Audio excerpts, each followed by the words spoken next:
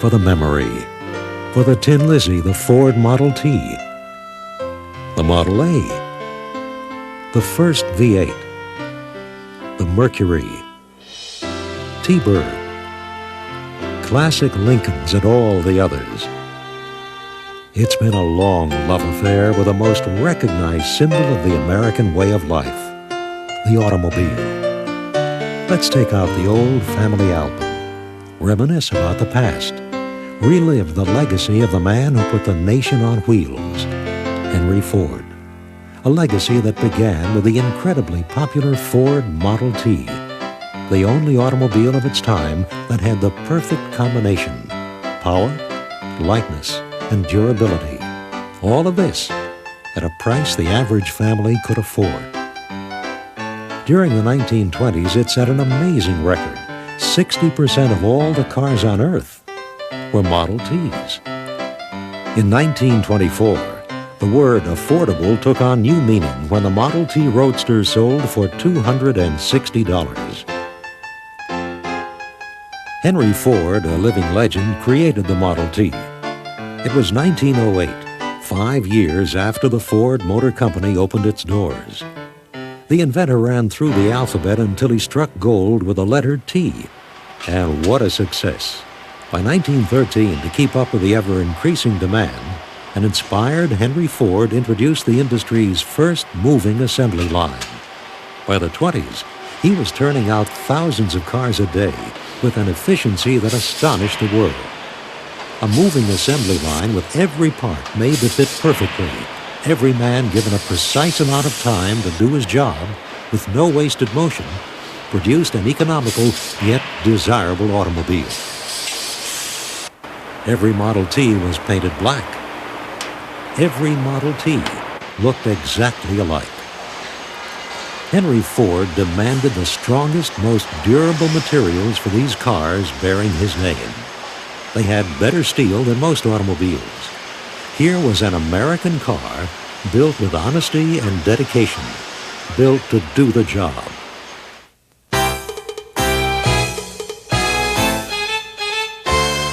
The Model T was tough as nails, a genuine folk legend. It would go anywhere. Its fame and glory came from true adventures and heroics. Where there weren't any roads, it would make its own. No challenge was too great. Up a high mountain pass through deep snow? Don't bet against it. The Model T was everything, rugged and faithful. It was often called the Flivver or the old Tin Lizzie, but always with affection. Its profile could be recognized a half-mile away. The Tin Lizzie worked well in any situation, and it had character. At times, stubborn as an army mule. Speed burners on dirt tracks, an exciting combination. They added to the Model T legend as they challenged all comers. At places like Ascot and Langhorne, drivers Frank Lockhart, Eddie Meyer, Wilbur Shaw, Speed Hinckley, and others provided thrills and spills on many Saturday afternoons. Ford's lightweight spider-like chassis was a natural, with special wheels and bodies and engine equipment like Rajo and Frontenac. It completely dominated this kind of racing all through the 20s and 30s.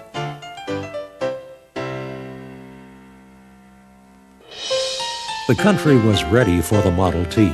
It took Americans out of their homes and put them on the roads. Virtually anyone who wanted a car could have one. If your friends didn't, you'd take them along. More than any car, Henry's Model T gave people independence and saved them time as they pursued the good life, pursued the American dream. It was some car, preparing the foundation for everything we enjoy in today's automobiles. If it was up to Henry Ford, he'd have kept on making the Model T, the car he built to last forever. But the end was in sight, the end of an era. May 26, 1927. The automaker and his son Edsel were on hand to see the 15 millionth, the last Model T, roll off the assembly line. Times were changing, but Henry's old Tin Lizzie would be a tough act to follow. The Model T had become the national automobile. Now, Henry Ford had to create something even better.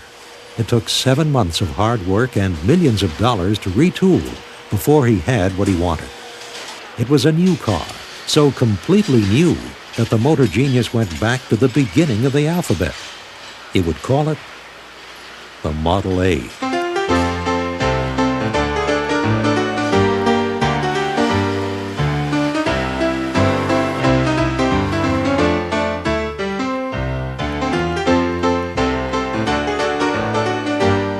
The 1928 Model A was all Henry and Edsel Ford wanted it to be. Simple, yet everything new and up to date. From the chassis with a quick 4-cylinder engine, 4-wheel brakes and sliding gear transmission, to the body's more sporty lines. When it made its debut, it was easily the greatest new model introduction in automobile history. There hadn't been a new Ford in 7 months. 10 million people turned out to see the Model A in the first day and a half. Hundreds of thousands of orders were taken. One of the first to take delivery of a new sedan model was cowboy humorist Will Rogers, a longtime Model T owner.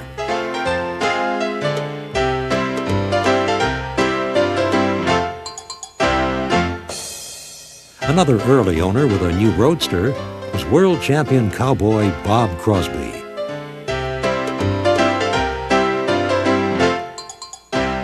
The new Model A Ford received so much national publicity that it was becoming very fashionable to be seen in one. Actress Dolores Del Rio got her chauffeur one of the new sport coupe models, one of the first in Hollywood.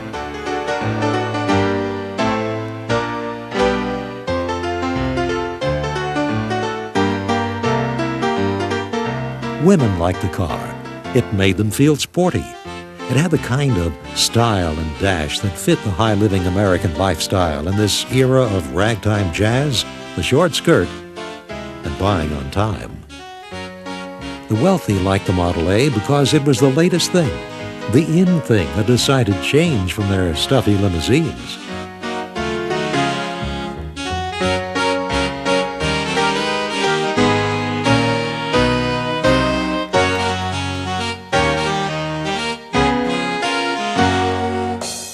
Demand for the Model A rode a crest of prosperity. By the end of 1930, 4.5 million of these jaunty cars of many shapes and colors were sold. It wasn't until 1931, when the effects of increased competition from other makes and the crash on Wall Street sent sales plummeting. Henry Ford had predicted that the Model A was good for a 20-year run, just like his Model T. But pleasurable as the car was, events took its destiny out of his hands. Chevrolet, Henry's chief competitor, came out with a 6-cylinder engine in 1929. Its popularity cut heavily into Model A sales. It forced the company to react, and Henry did. Mid-1931, Model A production was stopped. Ford introduced a new car powered by an engine that stunned the industry. It was America's first mass-produced, low-priced V8. Engineers said it couldn't be done. Ford engineers did it, cast an extremely complex V8 engine in a single piece. The company was back in the news with a revolutionary new engine. At 65 horsepower, it was not only more powerful and smoother than its competitor, the Chevy, but for about the same price, it took up no more space than the old 4-cylinder. It was the birth of a legend, the first of the soon-to-be famous Ford flathead V8s, engines that would dominate America's fascination with fast cars for the next 22 years. Henry and Edsel Ford, father and son, watch as their first V8-powered car is assembled at Dearborn, Michigan. The date? March 9, 1932. Henry created the new engine, Edsel the styling that resulted in this unforgettable car. Beautifully detailed from the classic radiator shell back It had rounded lines and a body slung low over a fast chassis. The 32 Ford had the perfect balance of proportion that would make it one of the most popular cars of all time. Offered with an optional Model B four-cylinder engine, the cars came in a wide choice of body styles, like this fashionable Victoria at $600, or the sporty all-weather Cabriolet at $610. Newsworthy and exciting, yes, but for the new Ford V8s, the timing couldn't have been worse. Jobs and money were scarce. It was 1932, the Great Depression. Cars were hard to sell. Crowds jammed the showrooms to see the new V8s, but few had the hard cash to buy one. The economy had hit bottom, and by midsummer, sales were so slow, dealers were holding open-air shows, giving free rides in a bid to drum up sales. Unscientific, but entertaining, riders in an open Phaeton model are told, "See how the V8 sticks to the road." But enough Americans did buy those first V8s. Henry Ford was on the right track with his new engine. The 32 Deluxe Coupe gave a hint of what lay ahead in styling. It was the first Ford with racy front-opening doors. The 1933 V8 set the pattern for a complete styling change every 2 years throughout the 30s. And what a beauty! Winged front fenders, heart-shaped grille, rakish body lines, sheer poetry on wheels. It was state-of-the-art body design matched to the fastest, strongest, most flexible chassis in its class. The stunning new 1934 Ford was basically the same car, but with more horsepower and a few classy refinements. The Depression was easing, and improved economy meant more people buying cars, more people traveling to places like the 1934 Chicago World's Fair, where Ford offered free rides at its big exhibit. That June, the millionth V8 came off the assembly line.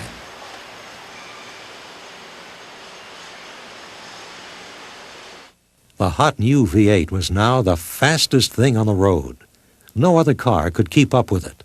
And it wasn't unusual to see a hot-footed 34 owner challenge anyone and anything to a race, even a motorcycle.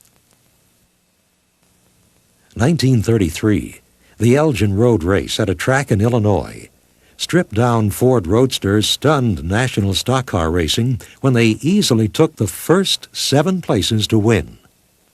For its time, there was simply no car in America, big or small, that could challenge the Ford V8's power through the turns and speed down the straightaways. In race after race, on dirt tracks across America, the checkered flag belonged to the Ford V8. And they're off. 27 stock cars in a 250-mile grind. It's a sight to thrill any race fan. It's going to be an afternoon of terrific punishment for cars and crews such as few drivers can remember. 131 laps through dust, ruts, and wicked curves.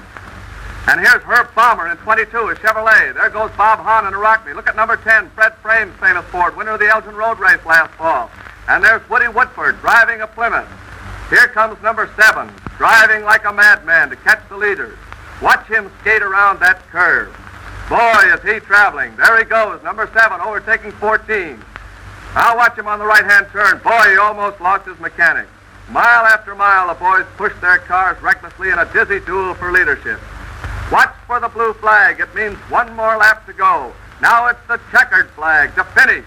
And the winner is Stubblefield. 250 miles in 4 hours and 14 seconds. Gordon only a few seconds behind. Congratulations, Stubby. 10 Fords take the first 10 places. What a race and what an afternoon.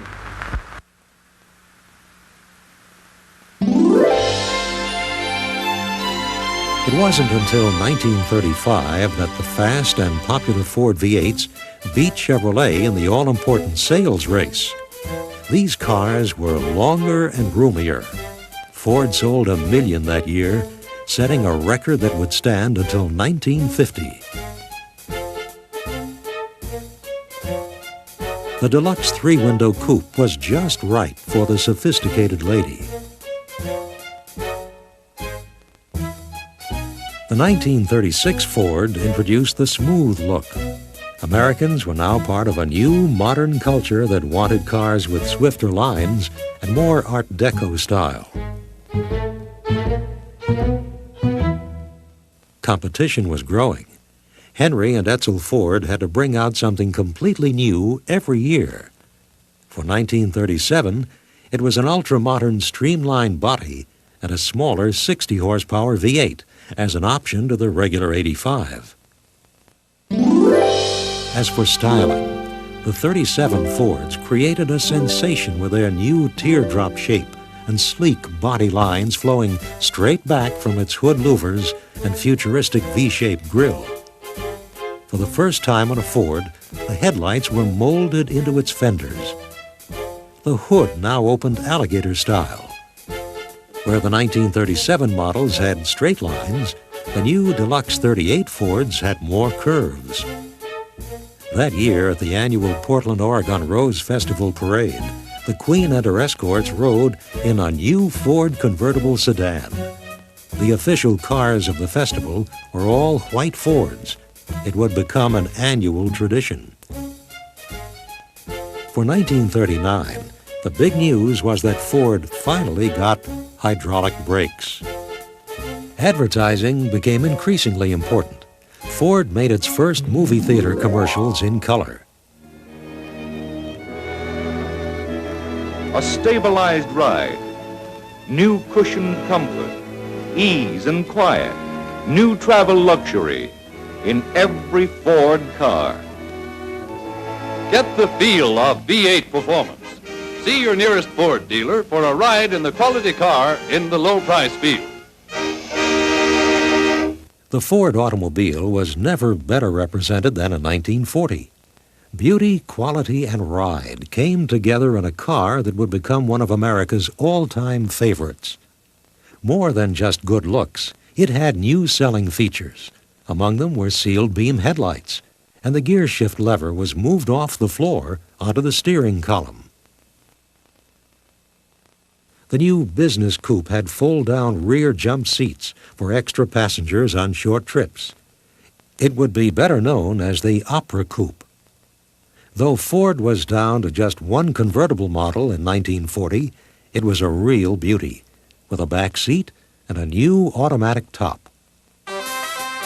By the time the 1941 Fords came out, the nation was gearing for war. That may have influenced the car's front-end design, with its fighter plane-type twin-grill scoops. The economy was on the move. People were in the mood to buy the latest model. Who would guess that in December, all of this happy-go-lucky American craziness over cars would suddenly seem unimportant?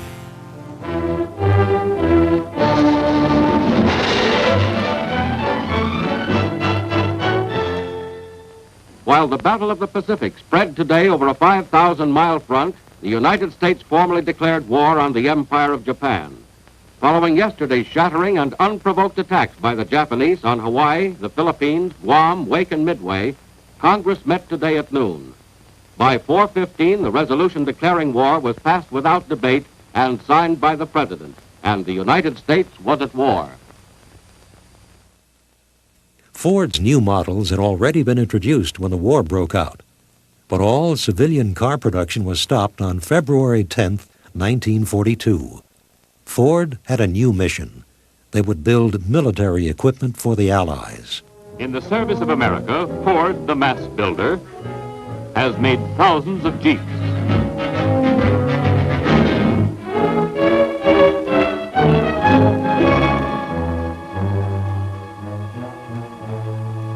Long lines of tanks, the heavy M4s, and tank destroyers, the hard-hitting and deadly M10s.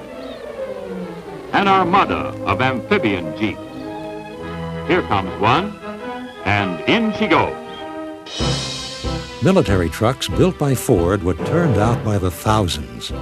Army air gliders built by Ford played an important role in the war, landing men and equipment behind enemy lines.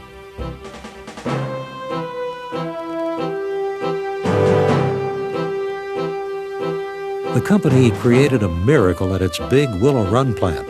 It built giant B-24 bombers like cars on a moving assembly line. In 1944, B-24s were coming out of Willow Run at the incredible rate of one finished bomber every 2 hours.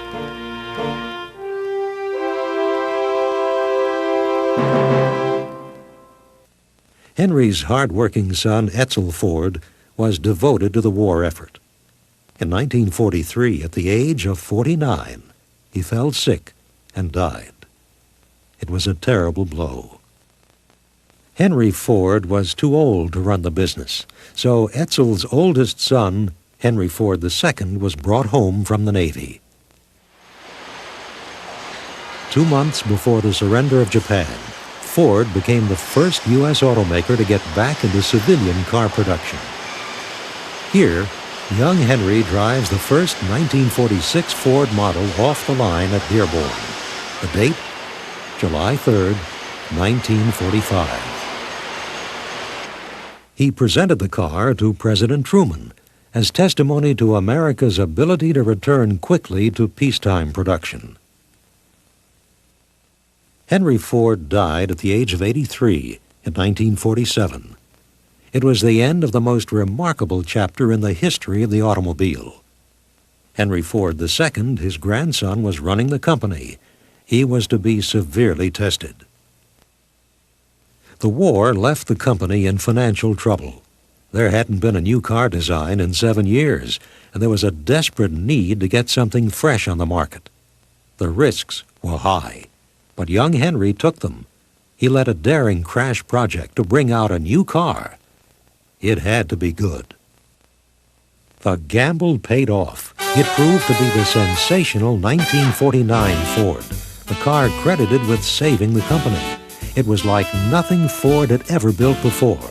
It was lower, shorter, narrower, yet still roomy.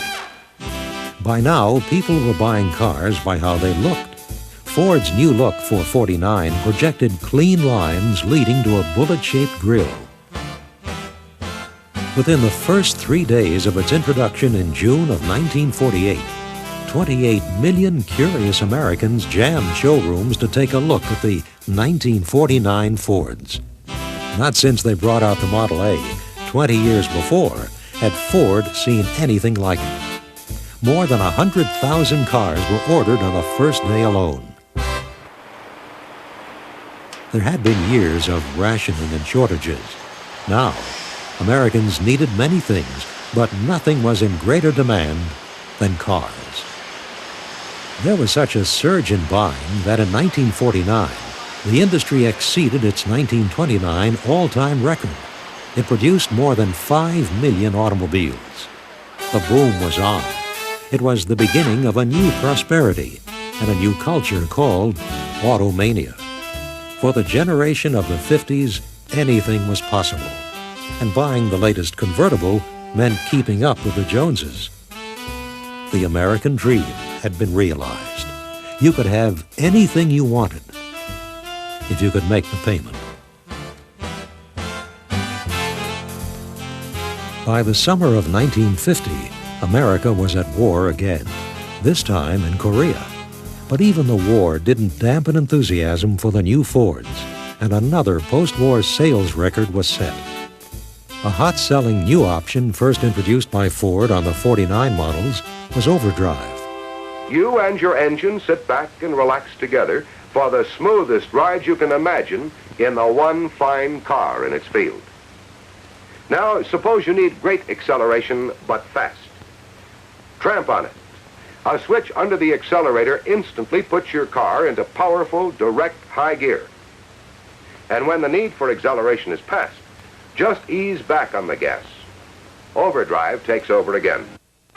Life in the 50s. It had a lot going for it. In 1951, this new Ford V8 convertible sold, fully loaded, for about $2,000. A gallon of gas cost 20 cents, and the fellow pumping it made about $1 an hour. And some things were just taken for granted, like service. Anytime you stopped at a gas station, there was the usual free check under the hood, a complete polish of all the glass, and probably a check of the tire pressure all around.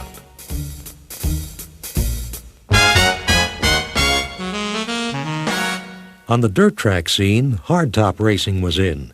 It was the latest craze in stock cars, and almost always they raced pre-war Ford V8s. For the darndest, dizziest, dustiest, and most dangerous race of them all, take a dirt track and fill it with stock cars held together by chicken wire and pure fool nerve. The result is a jalopy jam fest, a nightmare on wheels.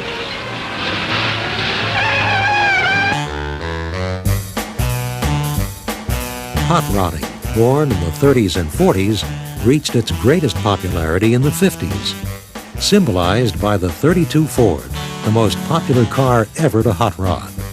The craze swept high school campuses across the nation.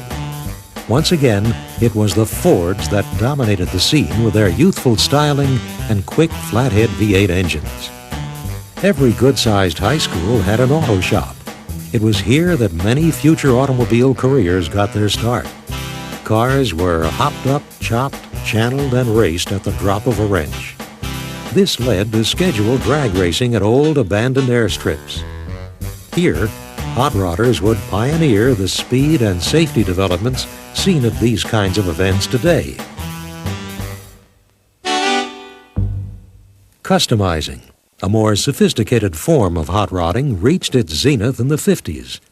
Today, it's considered a uniquely American art form.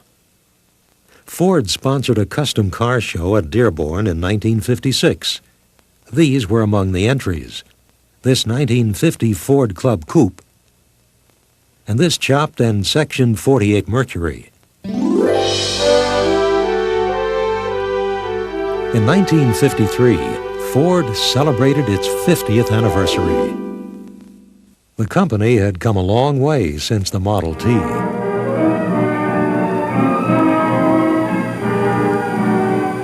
The gleam of new chrome, the sparkle of new paint, and that wonderful perfume that only comes from a new car.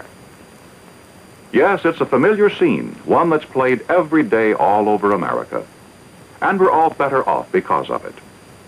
You see, that beautiful new car and the way Jim Johnson feels about it are the symbols of a constant desire for something newer and better that is typical of all the Johnson families across the nation.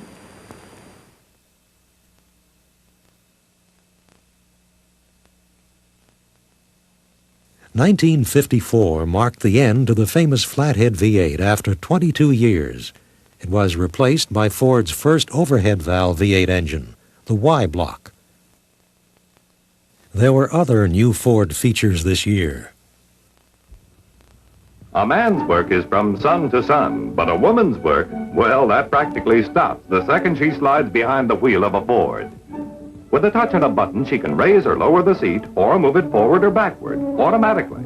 She presses another button to raise or lower the windows. Now she moves the Ford-O-Matic lever to drive and enjoys automatic shifting no matter how many stops and starts she has to make.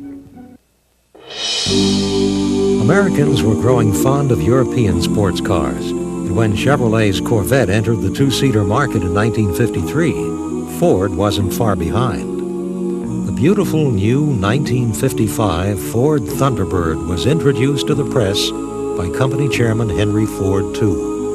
It was September 1954. Base priced at $26.95 with a removable hardtop and quick 292 V8, it was an immediate smash hit, outselling the sluggish Corvette in 1955 nearly 24-1.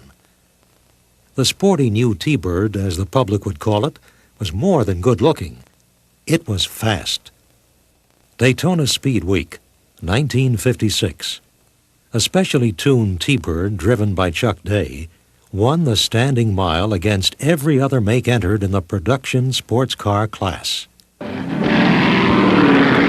Last and fastest of the Thunderbird two-seaters was the classy 57 model. Available with an optional supercharger, It made the fastest flying mile of any 1957 car at Daytona. Successful as these popular cars were in their first 3 years, Ford marketing surveys showed that, given a choice, if it had a back seat, more people would buy it. Out of this came the new 4-passenger Thunderbird for 1958. Ford had done its homework. Sales of the new square-style T-Birds, which came now as a fixed hardtop or convertible, nearly doubled the first year, tripled the next. The Thunderbird's future was sealed. It was now a family luxury sports car. 1961, the projectile look with full-length body sculpturing. 1962 produced a dream variation of the regular convertible in the form of the racy sports roadster. It featured wire wheels and a tonneau that transformed it neatly from 4 seats to 2. Introducing a new Thunderbird.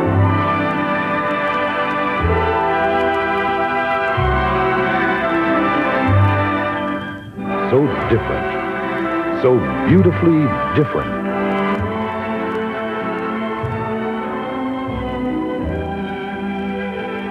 For 1964, another more aerodynamic series was unveiled, ending in 1966, the year the last Thunderbird convertible was offered. From now on, the preferred T-Bird would be a sporty hardtop.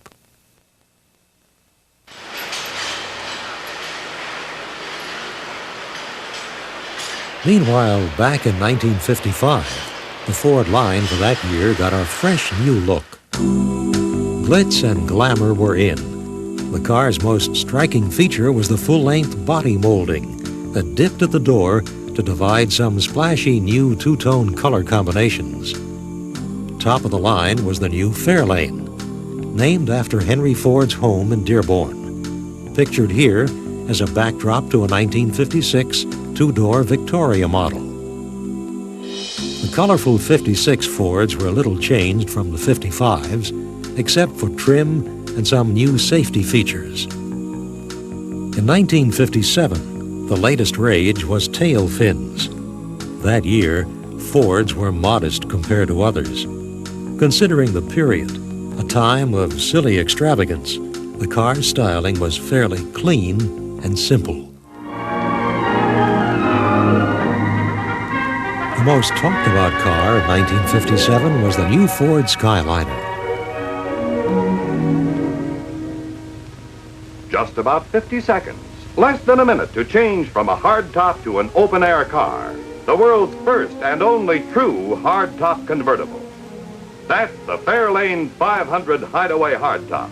In late 1955, Ford Motor Company offered one of the most stunning cars of the decade, the top of the Lincoln line, the new and very limited production Continental Mark II. Virtually handmade, elegantly styled, with some of the purest, understated lines to come out of Detroit. It was America's longest, and at $10,000, its most expensive car. The Lincoln nameplate joined the company in 1922. That year, Henry Ford bought the failing Lincoln Motor Company. His young son Edsel was given an assignment: make it into one of the great names in luxury cars.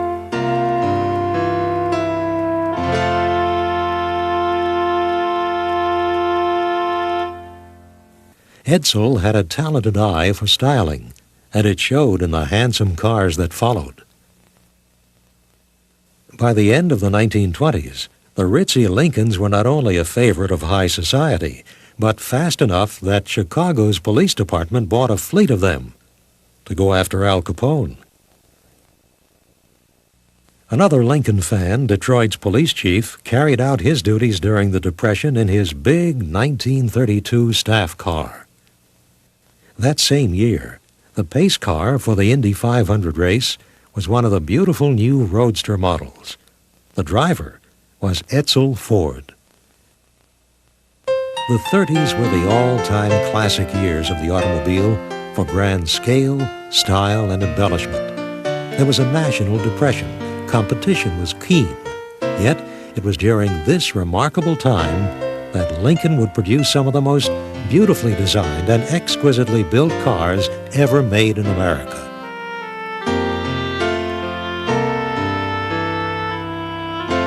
For the middle-priced buyer, there was also the ultra-streamlined new Lincoln Zephyr V12, introduced in 1936, a car way ahead of its time in automotive design.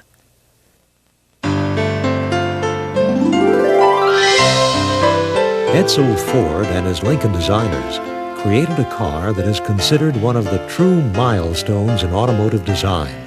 The year was 1940. The car was the Continental. That first Continental, those that followed, won many fans. The series ended in 1948.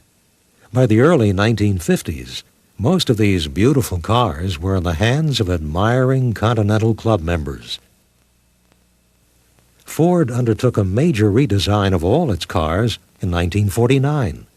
The Lincolns got an all-new look, a new V8 engine, and a plush new ride.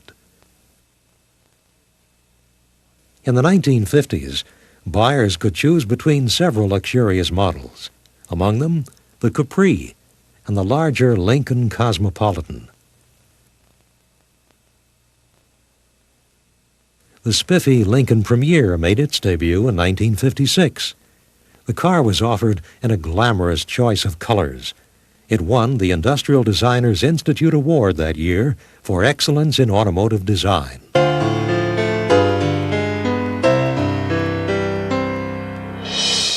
Mercury, another popular nameplate.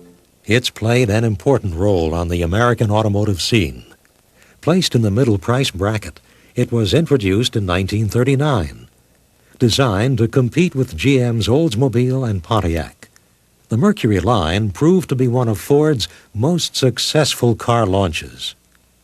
A winner right from the start, it appealed mostly to a rising new American middle class, offering the right combination of power, comfort, and sporty good looks. The new Mercury for 1949 continued its winning ways with a low silhouette and shapely lines.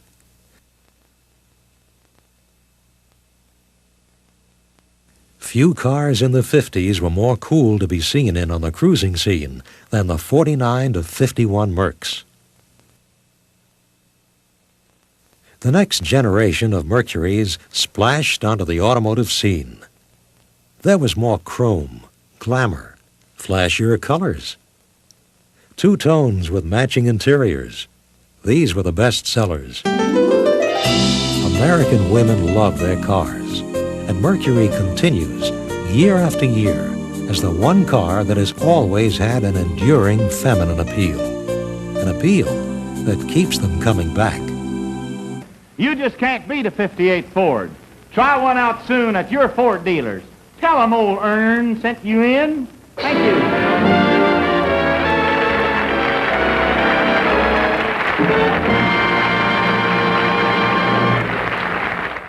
The 50s gave us some of our most unforgettable cars.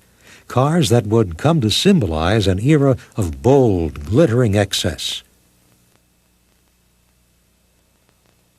The 60s paid homage to youth and all-out performance. Live a wondrous new life in the Fords of a lifetime, the finest new Fords of a lifetime, in a beautiful, wonderful new world of Fords. Amid the enchanting fountains of Villa d'Este, Ford presents its newest top-down creation, the 1961 Sunliner, a new classic among convertibles. Introducing the first Falcon V8, the sprightly Falcon Sprint, fresh from its conquest of the Monte Carlo Rally. Its new scat-back roofline and hardtop styling are now offered in other Falcon models too. In the Sprint, you also get bucket seats, a console, a new wood-like steering wheel, and a tachometer. And now listen to this. The V8 engine that's standard in the Sprint is now available in every Falcon. It's the world's most fun-to-drive compact, the 63.5 Falcon Sprint.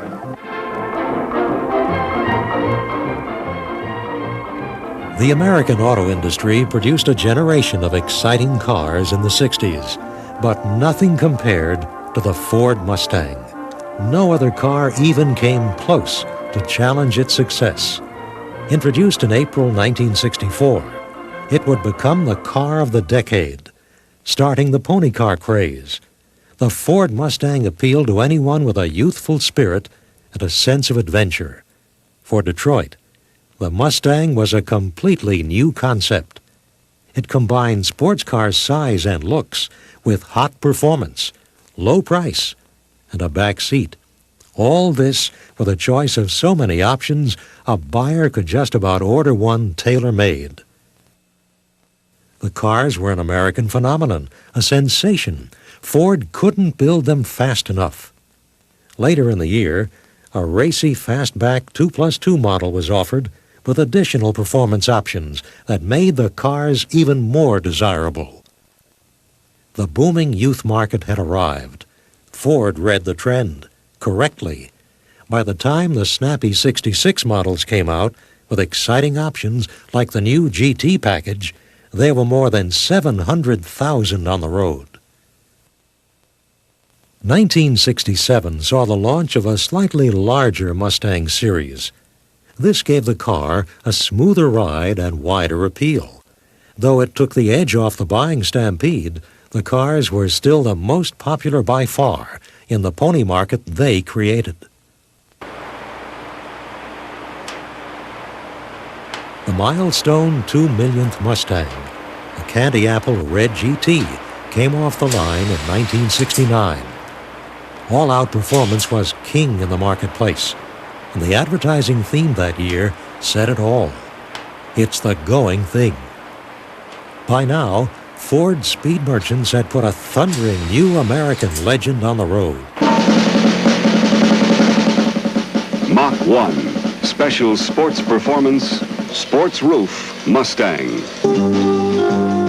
An 8 so hot performing, it comes with its own poke-through air cleaner that jumps when the engine growls. Mustang, Mach 1. Color this one hot. There would be other fast and famous Mustangs, like the 1969 Shelby GT 500 Fastback, one of a series of high-performance cars built jointly by Ford and racing great Carroll Shelby.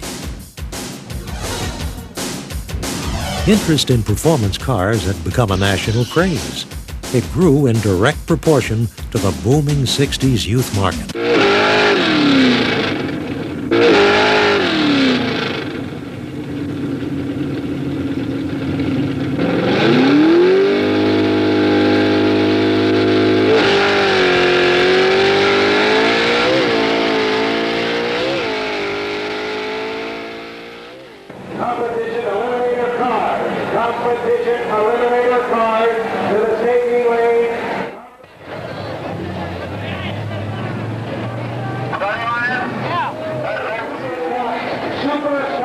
Ford Motor Company was into racing in 1963.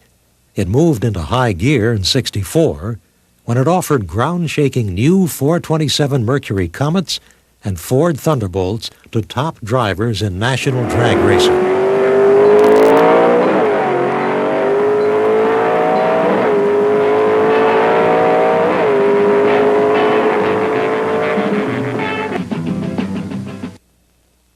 The investment in performance really paid off. When Gas Ronda took the National Top Stock Championship in 1964 with his hot 427 Ford Thunderbolt, race fans wanted one just like it. This is Van Patrick at Riverside, California, home of the rugged Riverside International Raceway, where the first major race of 1964 was held Sunday, January 19th. Stock car racing was hotter than ever, and Ford was back in a big way, sponsoring some of the top race teams and drivers with the new high-performance 427 Ford Galaxy. Ford's Lincoln Mercury division sponsored its own Mercury race teams. They chalked up some impressive wins. In 1968, Cale Yarborough, driving a Cyclone, won the 500-mile races at Daytona, Darlington, and Atlanta. 1966, Ford's most dramatic effort on the track. The company built the ultimate race machine, the GT40, to enter Europe's most prestigious race, the 24 Hours of Le Mans.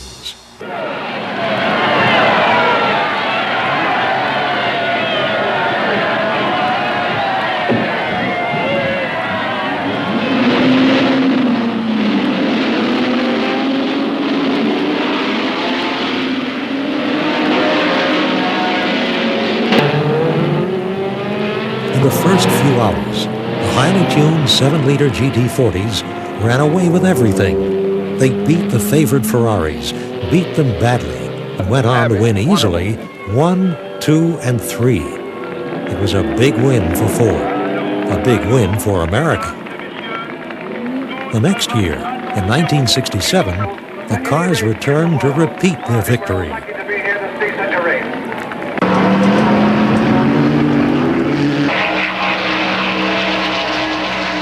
Boss 302, Mach 1, 428 CJ, 4 on the floor, high performance, all part of a new language in the 60s. These were exciting times to be young in America and into cars. If you liked what you saw on the track, your Ford or Mercury dealer had just what you wanted for the street. In the new language, it would be called the muscle car. For the first time, a Fairlane convertible GT model, packing a 389 cubic inch V8. Deep down, still Fairlane rugged, Fairlane reliable. But what a beautiful difference for 66. The 7-liter hardtop with a standard 428 cubic inch V8. It's the Mercury Cougar 7-liter GTE with its own distinctive blackout grille, specially styled rear end, and a two-tone side treatment. Underneath the twin air-scooped hood is 7 liters of punching power. Torino convertible GT style. GT Flare, open air style, with new evidence of how Torino continues to pace its field. I think you will agree that we have good cause for satisfaction with the company's recent performance. The result for 1970 reflected in large part your management's strenuous efforts in the first quarter of this year. An inspiring address is given by Mr. Edsel Ford, president of the Ford Motor Company. This company has had a great deal of experience in the course of its 33 years of manufacturing. And one thing it has learned is that the principles on which it is founded are pretty sound and they wear well in all sorts of times. Your job is one of which you may well be proud. And so Henry Ford has left an incomparable legacy in his cars. Cars that put a nation and the world on wheels. Ever-changing in the transformation from the old faithful Tin Lizzie to the cars that through the years have come to symbolize our love affair with the automobile. Thanks, Mr. Ford.